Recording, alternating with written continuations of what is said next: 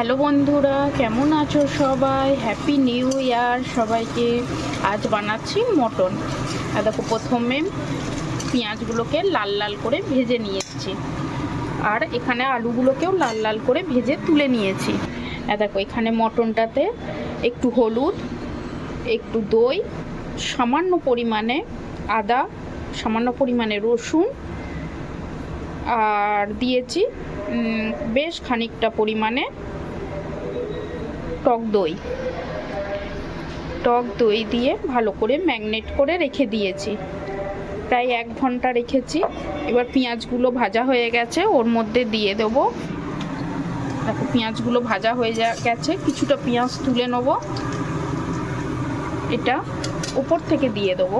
তাহলে কি হয়, খেতে ভালো লাগে, টেস্ট আরও বেড়ে যায়। আর এতটা থাকবে। এর মধ্যে দিয়ে দেবো রসুন বাটা। আর দেখো, কিছুটা মাখানো ছিল, ওই জন্য 1 চামচ পরিমাণে, আর অল্প হাফ চামচ পরিমাণে রসুন দেবো, রসুন বাটা। এবার এটাকে ভালো করে কষাবো।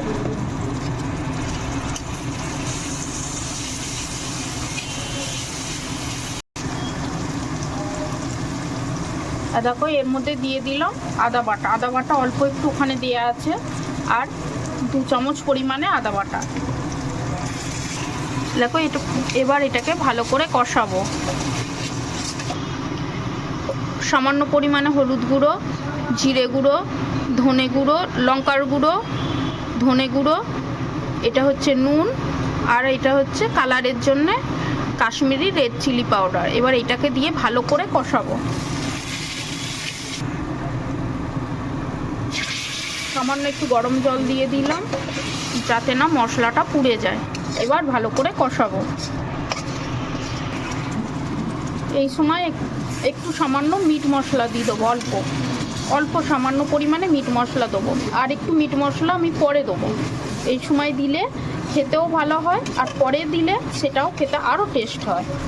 অল্প সামান্য পরিমাণে একটু মিট মশলা আমি দিয়ে দিলাম। দেখো, কালারটা দেখো কত সুন্দর এসছে। এর মধ্যে দিয়ে দেবো কেটে রাখা টমেটো। আর দেখো, দিয়ে দিলাম টমেটো। এবার এই টমেটো তো দিয়েও ভালো করে কষাবো। দেখো, কষানো প্রায় হয়েই গেছে। এর মধ্যে দিয়ে দেবো মাখিয়ে রাখা মটনটা। দেখো, মাখিয়ে রেখেছিলাম, এটা আস্তে করে হ্যাঁ। এবার এটাকে দিয়ে ভালো করে কষাবো।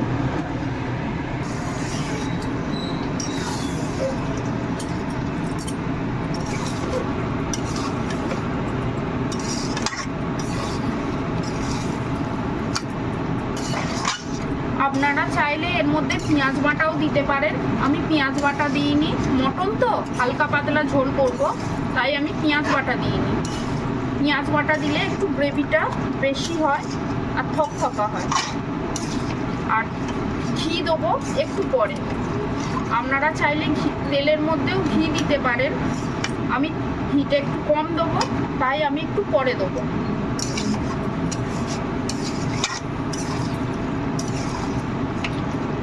ভালো করে কষিয়ে নিয়েছি, খুব ভালো করে কষানো হয়ে গেছে। এবার নিচেই লেগেও যাচ্ছে।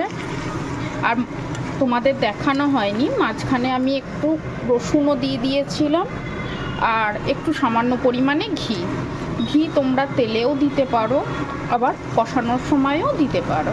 তো ওটা আর ভিডিও করা হয়নি, বলে দিলাম তোমাদের। এটা কষানো হয়ে গেছে। আর দেখো, খুব সুন্দর কষানো হয়েছে, তেলও ছেড়ে গেছে, দেখেছো?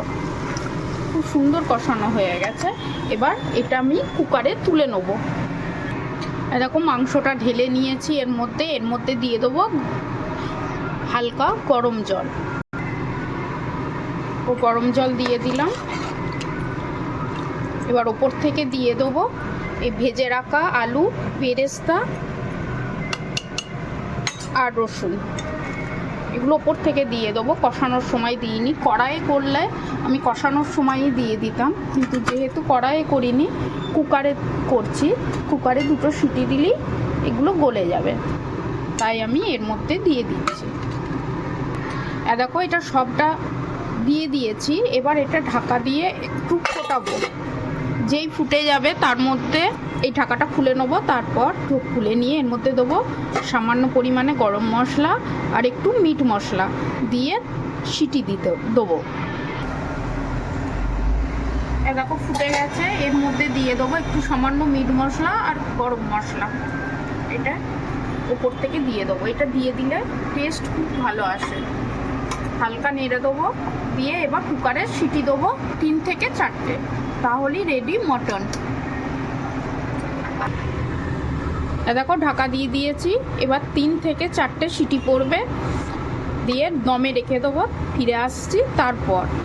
আর একটা কথা বলি, এই মটনটা কিন্তু আমি রান্না করিনি, আমি ওকে হেল্প করেছিলাম, আমার ছেলে করেছে পুরো মটনটাই। রেসিপিটা কেমন হয়েছে একটু বলবেন, ভালো লাগলে আমার পেজটিকে ফলো করবেন, মানে ফেসবুক থেকে দেখলে ফলো করবেন, আর ইউটিউব থেকে দেখলে সাবস্ক্রাইব করে পাশে থাকবেন। দেখো 4টে সিটি দেওয়ার পর ফিরে এলাম, সেদ্ধ হয়ে গেছে পুরো মটন, ঠিক আছে। প্রচণ্ড গরম, ধোঁয়া উঠছে, দেখো সেদ্ধ হয়ে গেছে, ভেঙে যাচ্ছে। দেখো ঝোল, আলু। কে কে এরকম মটনের পাতলা ঝোল খেতে ভালোবাসো কমেন্ট করো। এটা কিন্তু আমি বানাইনি, বানিয়েছে আমার ছেলে।